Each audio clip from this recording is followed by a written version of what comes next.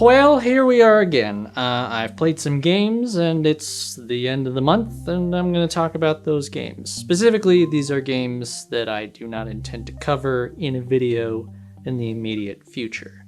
If you're watching this on YouTube, this video was originally posted a month ago on my Patreon. So if you want these videos early, subscribe to my Patreon or become a YouTube member of the channel.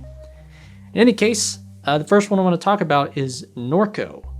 So this is a smaller game, I think. I don't really know what kind of profile this game has, actually. But it's a game that I stumbled upon. The art style kind of drew me in, which ultimately I'm a little, I'm on both sides. Like, I think the actual style of the art style is very interesting and kind of striking, but it's a little low poly for me, I guess would be the best way to put it. Like, it just looks very little too pixelated for my liking. I would like it to be a little more crisp. But the substance of the art is pretty interesting. Nice colors, cool designs, all that stuff. I think the most important thing about the game, though, is the writing. This game has really good writing. And, these days, maybe these days isn't a fair phrase to use. This has probably been true for quite a while, but I have a pretty low expectation for video game writing, generally speaking. And this can sometimes be mitigated by, like, actors' performances. Actors can do some things to at least make a bad script entertaining. But this is like, I guess I would describe it as a visual novel. I mean, I typically associate that genre with, like, Japanese anime kind of stuff, but that is kind of the style of game, a lot of reading text and character portraits and that kind of thing. So that means there's no voice acting. There's little voice blurbs, but no one actually speaks any dialogue. So all of the text is written, and so there's nothing to elevate it if it's not good. And in a lot of games, there will be bits of text that you can find. You can find an excerpt from a book or a note that somebody wrote, and in 99% of cases, I would say I pick up the note and I skim it. I look for important information, and very rarely do I read every word of one of these notes, because a lot of the time it's just not really worth reading. It's just kind of like, either it is something that has important information in it, or it's just fluff, and they're maybe trying to do some world building, but very rarely is it actually interesting to read what is written on this text in various games. Like, I don't know, Uncharted, Breath of the Wild, or Ghost of Tsushima. Take your pick. Some other game that has some text stuff that you can pick up, or, audio recordings that you can listen to. The actual writing of it is usually just fine at best.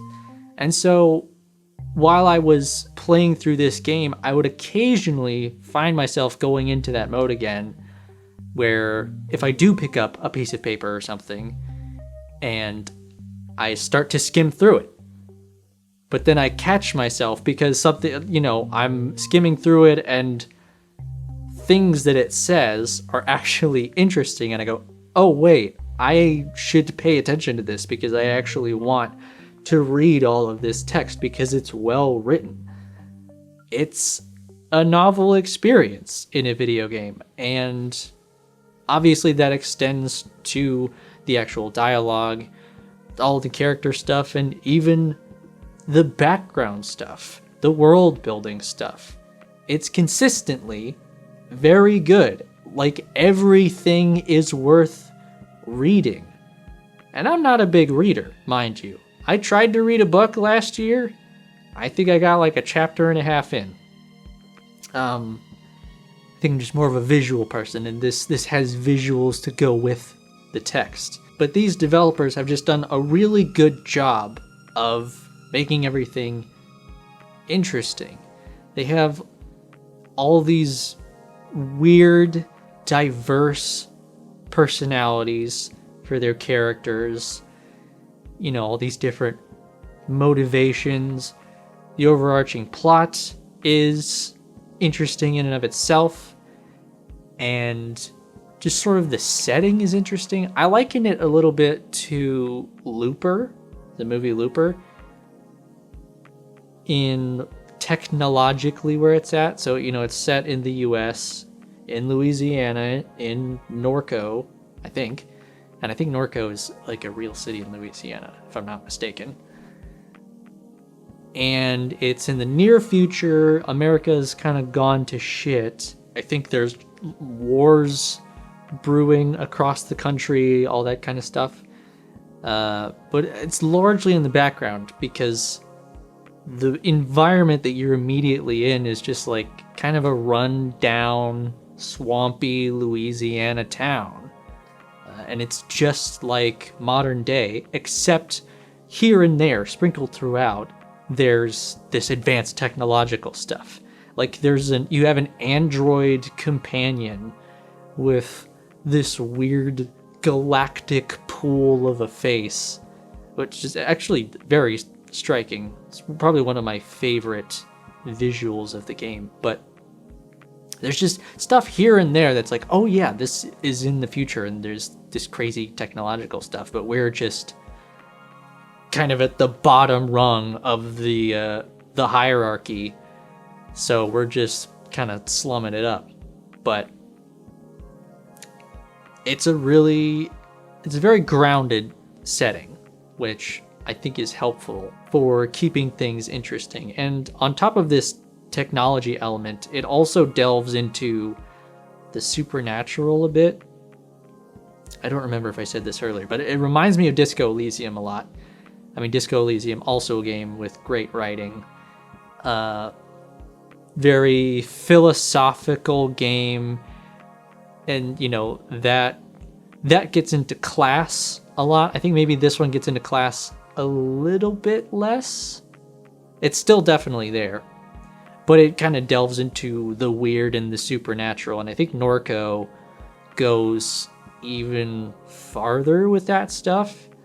And it's like, it's a little bit, maybe it goes a little bit too far with it sometimes. Or I hesitate to even say too far, but it goes very far, basically.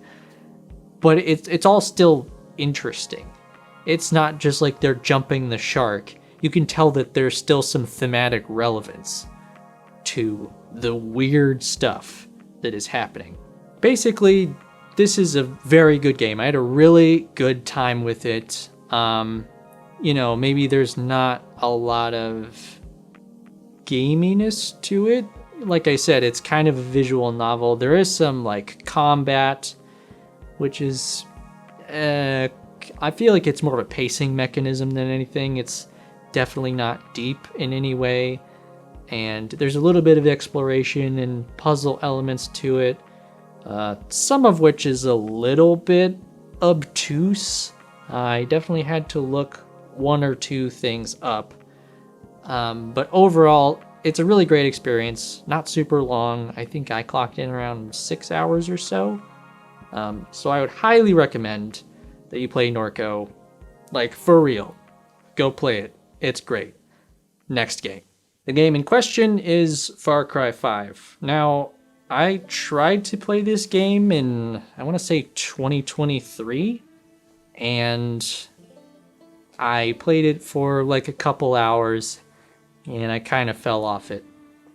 And that's kind of my history with the whole series.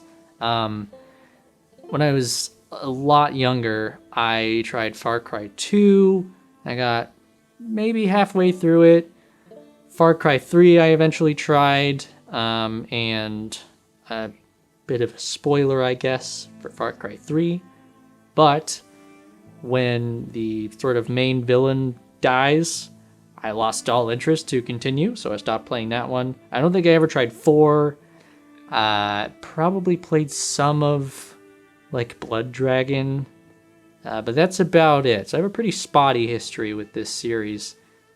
And, I've been playing games weekly with a friend of mine recently, and so we decided to try out Far Cry 5, and it's fine.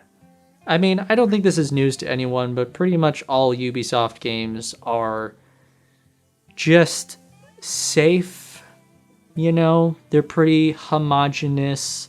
A lot of them do the same stuff, with kind of different coats of paint. They don't have much oomph to them. They don't take any big swings. They're just fine. Perfectly competently made. Like, they look decent. They sound decent, but they just never really go above that mid watermark. And that was my experience with Far Cry 5. I mean, I think we played through, so we stuck to the southwest region, and there's, if you do enough activities in a region, then you'll kind of build up points to do the main plot stuff of that region. And just all of it was just whatever, the main plot stuff is just whatever. It really doesn't do anything to impress you.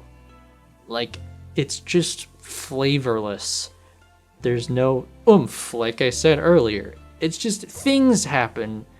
Things that you've seen 100 times in other games, in movies, in whatever. You've seen all this stuff before. And it's just I'm not going to dedicate any of my brain space to remembering this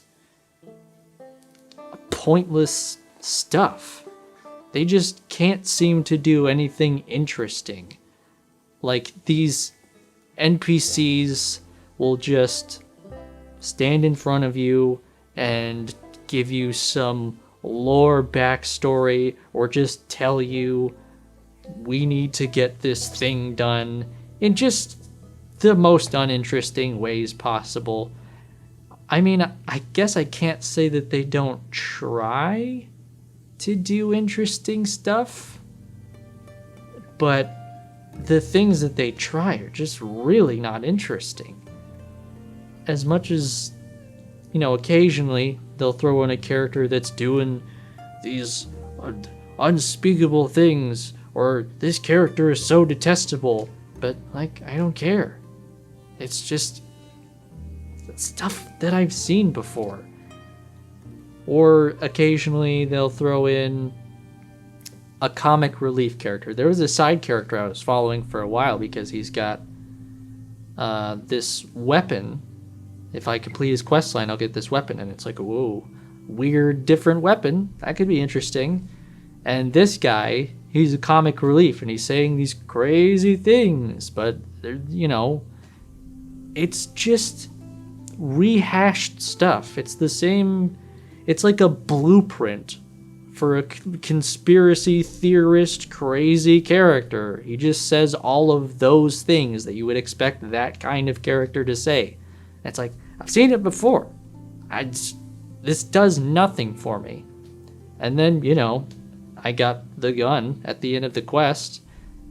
So, transitioning into the gameplay stuff, they give you this unique and interesting seeming weapon. I pick it up, I start to use it for a while, and then it's fine. It's a little different, I guess, but functionally it's not super useful, and it's also not that fun to use. So I tossed it aside and picked up the assault rifle, the plain Jane assault rifle. And, generally the gameplay, similarly, is just fine, but again, it's cookie cutter. Just like pretty much every other Ubisoft game, you're going around to these various encampments or whatever, and you're sneaking through or going in guns blazing, killing everybody, and then the place is liberated. You go on to the next place and you do the same thing. And, you know, there are some missions that they give you that are kind of different, but like the presentation of these missions just really leaves something to be desired. There are like ideas in there that I think this could be something interesting. This could be something really cool, but it's like, I don't know, it's just like they have all the ingredients. They're just kind of barely holding on to them, and then they just go, ah, there you go. There's all the stuff. Have fun with that. And it's like, wow, what a cool way to present that to me.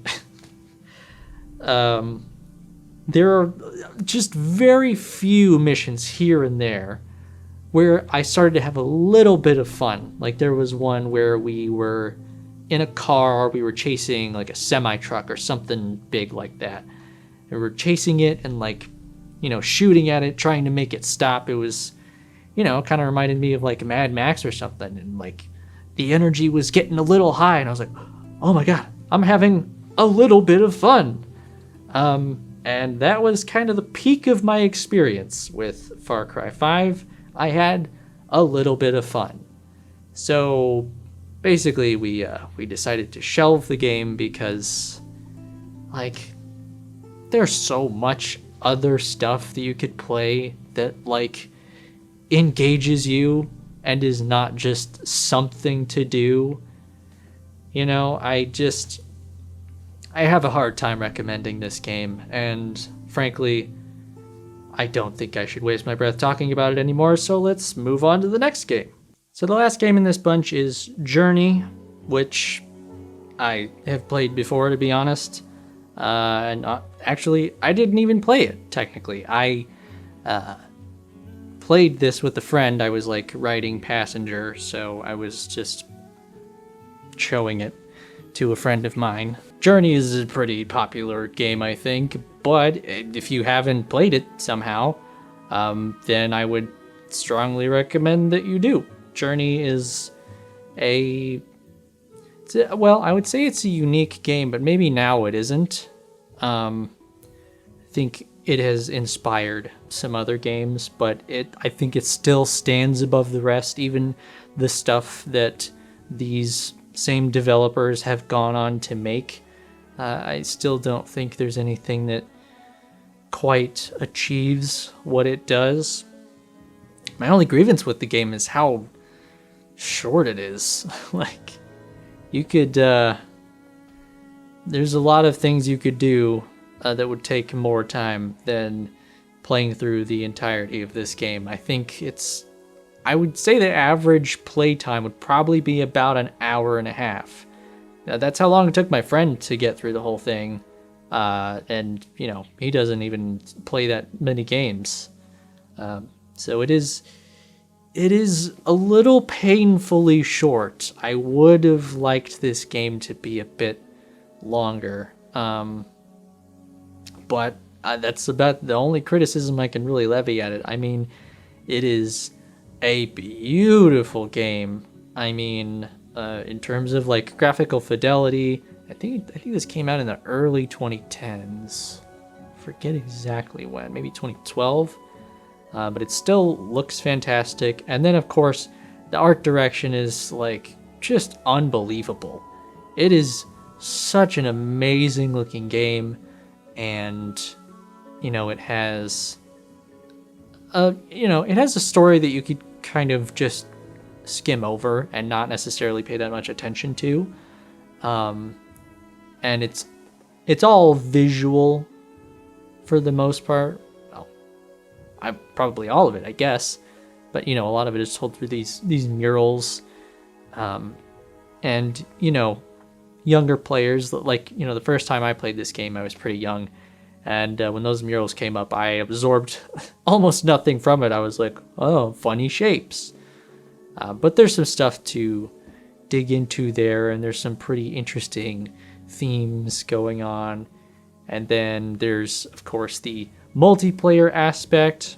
which I don't even remember if this was something that was advertised or if it was just something to surprise you when you first booted the game up. But of course, there's this weird, I almost want to use the word asynchronous, but I don't think that's right. There's this weird multiplayer gimmick. You know, you boot up the game and you just kind of start traveling, and eventually another player just pops up that looks just like you do, and you have these very basic methods of communication. You know, you can sing a little note or hold the button down and let out a big note and just have this sort of passing kinship with another player, which is also a very interesting stroke. That can go awry at times, you know, because it's like dependent on just who you end up playing the game with. And I've had one or two sour experiences in the past, but overall a very cool idea, executed about as well as it could be. And the way the gameplay is structured and paced is also fantastic. I mean, there's that sliding sequence, I guess I'll call it, where you're just kind of sliding down through the sands, and at one point you get kind of a profile view of your character as you're sliding, and the sunset is pouring in through these columns. It's just unbelievable.